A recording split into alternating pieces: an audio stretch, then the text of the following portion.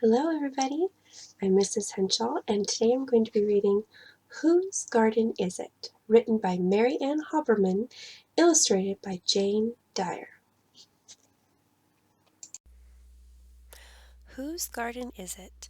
Written by Mary Ann Hoberman, illustrated by Jane Dyer.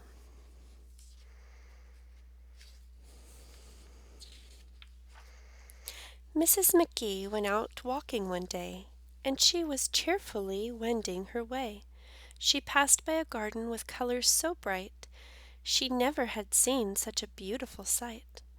How splendid, how pleasant, how simply exquisite! This garden is perfect. But whose garden is it?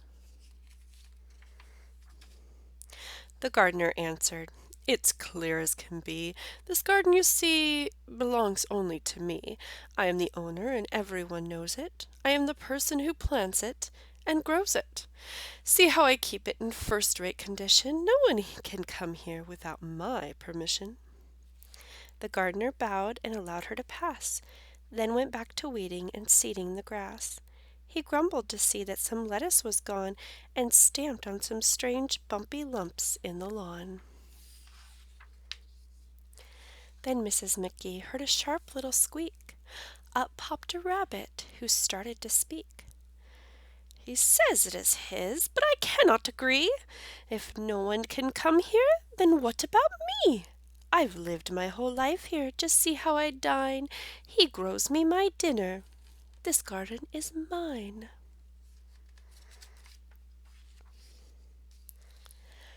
"Not so," sniffed the woodchuck from under a wall. "You just eat a little, but I eat it all. I gobble each bud and each leaf and each vine. I eat the whole garden. This garden is mine."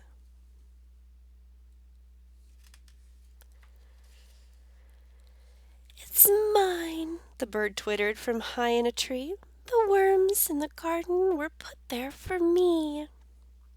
"Not so," sighed the worm. "Why, I make the soil fine, and that's why I'm put here. This garden is mine." "It's mine," the wasp grumbled. "I've built a fine nest here." "It's mine," buzzed the honey bee. "You're just a pest here." "I pollinate flowers, it's easy to see. This garden would be nothing without me." "Or me," bragged the butterfly, "begging your pardon. I too spread the pollen all over this garden." "It's mine," squeaked the squash bug. "No, mine," whined the flea. "No, mine," snapped the beetle. "It's planted for me." "Not so," the snake hissed from down under a pine. "I feast on you fellows. This garden is mine." "It's mine," groaned the mole. "It's full of my furrows." "It's mine," squealed the vole. "See my bumps and my burrows." The toad and the turtles, the squirrels, the hares, the chipmunks and crickets all claimed it was theirs.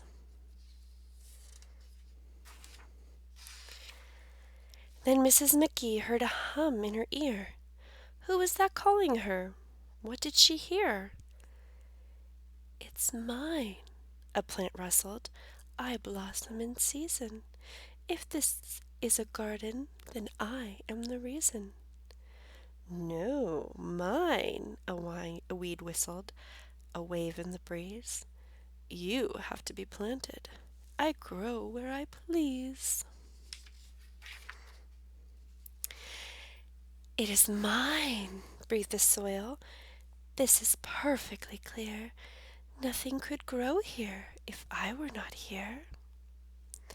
"It's mine," barked the tree, "for I shelter and shade you, and as my leaves fall year by year, I have made you." "It's mine," smiled the sun, shining down on the tree. "I bring heat, I bring light. Nothing lives without me." Nothing lives without me. That is perfectly plain. My showers bring flowers. It's mine, called the rain. Then Miss McGee heard a faint little sound. Something was murmuring under the ground, something that seemed as if she were quite near. Holding her breath, she bent over to hear. "It is mine," the seed whispered. "Although I am small, I am the beginning, the start of it all. The others may help me, but all of them know without me to grow from, no garden would grow."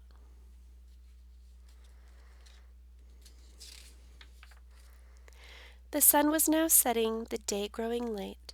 The gardener called as she walked out the gate.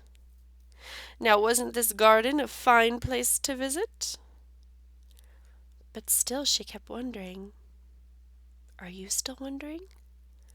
Pondering? Wondering? Whose garden is it?